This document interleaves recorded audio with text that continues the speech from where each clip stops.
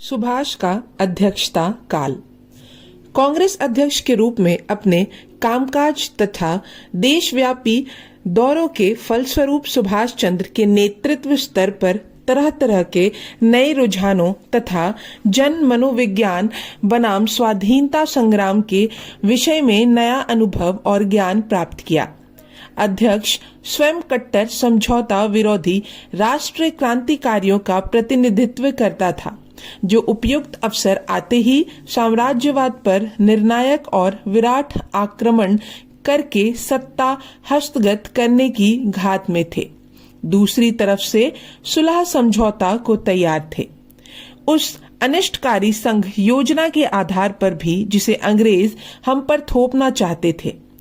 तीसरी और दक्षिणपंथी और वामपंथी दोनों घड़ों के वे कोरे सिद्धांतवादी गुट थे, जो ब्रिटिश साम्राज्यवाद से सीधे जूझने के बजाय दार्शनिक एवं अमूर्त किस्म के राजनीतिक प्रश्नों पर वाद विवाद करते रहने में ज्यादा रुचि रखते थे।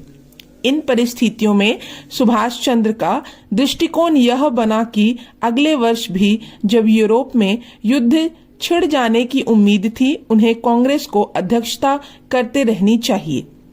लेकिन तीन ऐसे कारण मौजूद थे कि दक्षिणपंथी कांग्रेसियों को एक और कार्यकाल के लिए अध्यक्ष के रूप में सुभाष चंद्र स्वीकार्य नहीं थे। पहला था ब्रिटेन में किसी भी समझौते के विरोध में कड़ा बनाने का उसका अजरस अभियान। दूसरे, औद्योगिकरण तथा औद्योगिक परियोजनाओं को राष्ट्र योजना समिति के अधीन रखने की उनकी पक्षधरता के चलते दक्षिणपंथियों की उनसे दूरी।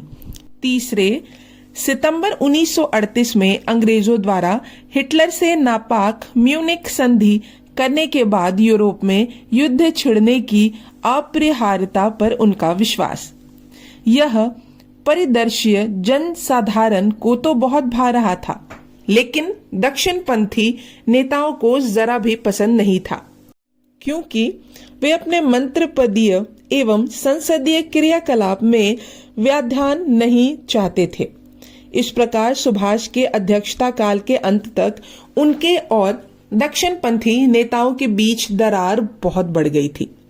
इसलिए जब दूसरी बार उन्होंने अध्यक्ष पद का चुनाव लड़ने का ऐलान किया, तो कांग्रेस नेतृत्व के तत्कालीन बहुमत ने उसे फौरन नामंजूर कर दिया। सुभाष चाहते थे कि कांग्रेस जैसी जनाधारित लोकतंत्र पार्टी में अध्यक्ष चुनाव नीतियों और कार्यक्रमों के आधार पर होना चाहिए। वे अपनी उम्मीदवारी वापस लेने को तैयार थे, बशर्ते उन्हीं जैसा अन्य राष्ट्र नेता अध्यक्ष चुना जाए, जैसे आचार्य नरेंद्र देव। लेकिन यह नहीं हुआ। महात्मा गांधी का आशीर्वाद पाकर दक्षिणपंथियों द्वारा नामांकित पट्टाभी सीतारमैया उनके विरुद्ध मैदान में उतरे। चुनाव से पूर्व अखबारों के जरिए सुभाष चंद्र और वल्लभ भाई पटेल एवं अन्य दक्षिणपंथी नेताओं में गर्मागर्म विवाद हुआ, जिससे दोनों पक्ष अपने अपने दृष्टिकोण को सही बता रहे थे।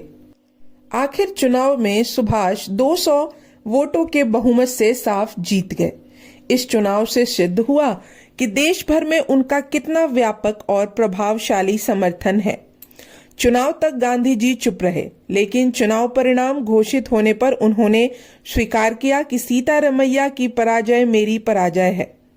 घटनाक्रम के ऐसा मोड़ लेने पर जवाहरलाल नेहरू स्पष्टता अत्यंत खिन्न थे, लेकिन प्रायः तटस्थ रहे। हालांकि सुभाष के विचार से यह तटस्थ विरोध का ही पर्याय था। सन 1939 की मध्य फरवरी में सुभाष चंद्र वर्धा आश्रम में गांधी जी से मिलने गए, लेकिन मिलना निष्फल रहा। वर्धा से कलकत्ता लौटने पर वे सख्त बीमार पड़ गए।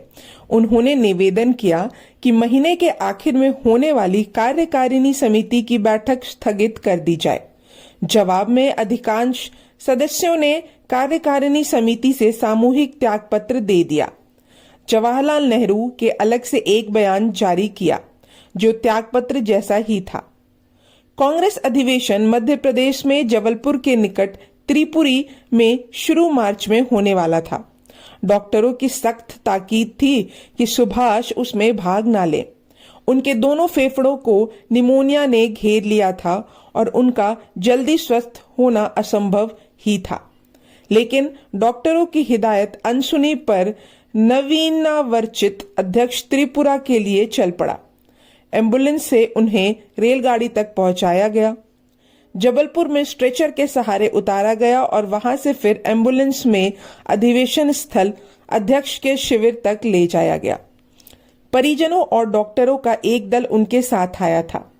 त्रिपुरी में उनका बुखार टूटने का नाम नहीं ले रहा था, फिर भी उन्होंने विषय समिति की बैठक में जाने की जिद की और मंच पर लेटे लेटे ही बैठक का संचालन किया। राजनीतिक गतिविधियां जोरों पर थी और पार्टी गतिरोध खत्म करने के लिए विभिन्न धड़ों और श्रमराध्य सुलह वार्ता अनवरत चल रही थी। पुरानी कार्यकारिणी समिति का बहुमत अध्यक्ष से किसी भी तरह का समझौता या निपटारा करने का कड़ा विरोध कर रहा था। गांधी जी परामर्श के लिए वहां उपलब्ध नहीं थे। वे एक नितांत अलग राजनीतिक मुद्दे को लेकर सुदूर राजकोट में अनशन पर थे। अध्यक्ष बहुत बीमार था, इसलिए खुले अधिवेशन में उसकी अनुपस्थिति में ही उसका भाषण उसके भाई शरद चंद्र ने दिया। अध्यक्ष ने सर्वप्रथम असाधारण एवं विलक्षण स्थितियों का उल्लेख किया जिनके अंतर्गत यह अधिवेशन हो रहा था। उन्होंने मिस्र को वफद पार्टी के भातृवर्त शिष्टमंडल का स्वागत किया, जो इंडियन नेशनल कांग्रेस के अतिथि के रूप में अधिवेशन में भाग लेने आया था। अंतर्राष्ट्रीय परिस्थिति की व्याख्या करते हुए उन्होंने बताया कि कैसे यूरोप और एशिया की हाल की घटनाओं के परिणाम स्वरूप ब्रिटिश तथा फ्रांसीसी साम्राज्यवाद की शक्ति और प्रतिष्ठा की आघात पहुंचता है।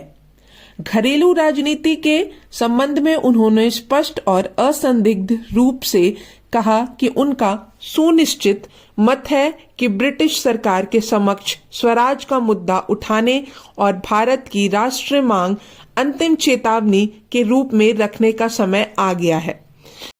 उन्होंने कहा कि एक निश्चित अवधि में इसका कोई संतोषजनक उत्तर न मिलने पर राष्ट्रीय मांग पर बल देने के लिए हमें सत्याग्रह अथवा लोक स्तरीय सविनय अवज्ञा जैसे उपायों का सहारा लेना होगा।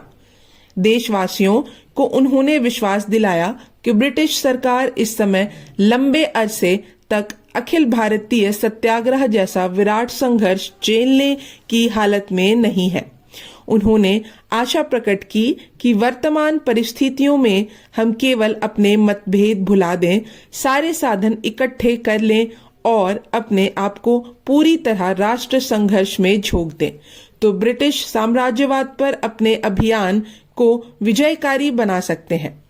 इस संबंध में उन्होंने देशवासियों का ध्यान इस ओर भी खींचा कि भारतीय रियासतों में भी अपूर्व जागृति पैदा हो चुकी है और प्रबल आग्रह किया कि उन रियासतों के स्वतंत्रता सेनानियों से हमें दृढ़ गठबंधन करना चाहिए।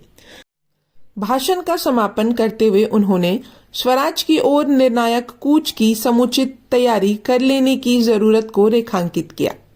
उन्होंने आह्वान किया कि इस काम को अंजाम देने के लिए न सिर्फ पार्टी में व्याप्त तमाम लोलुपताओं और दुर्बलताओं को निर्ममता से खत्म करना होगा, बल्कि किसान एवं श्रमिक आंदोलनों के तमाम साम्राज्यवाद विरोधी संगठनों से भी निकट सहयोग करना होगा। लेकिन अध्यक्ष के सुउपदेश का कोई असर नहीं पड़ा और इस आशय का एक प्रस्ताव पारित हुआ, जिसमें बहुत से तथाकथित वामपंथी गुटों की दुविधा और दुर्बलता भी शामिल थी कि कांग्रेस कार्यकारिणी के लिए गांधी जी का निर्विवाद विश्वास पात्र होना अत्यावश्यक है। इसलिए इस प्रस्ताव में अध्यक्ष को भी हिदायत दी गई कि कार्यकारिणी समिति का मनोयान वे गांधी जी की इच्छाओं के अनुरूप ही करें। इस प्रकार अध्यक्ष द्वारा देशवासियों से कही गई तमाम बातें अनसुनी कर दक्षिणपंथी कांग्रेसियों ने महात्मा गांधी में विश्वास व्यक्त किया और अध्यक्ष के अधिकार कुछ इस तरह सीमित किए गए कि जब तक वह गांधी जी की स्पष्ट तथा असंदिग्ध इच्छा अनुसार नई कांग्रेस कार्यकारिणी समिति का गठन ना कर लें, कामकाज ही ना कर पाए। यह भाग यहीं समाप्त होता है। तो मिलते हैं अगले भाग में, तब तक के लिए धन्यवाद।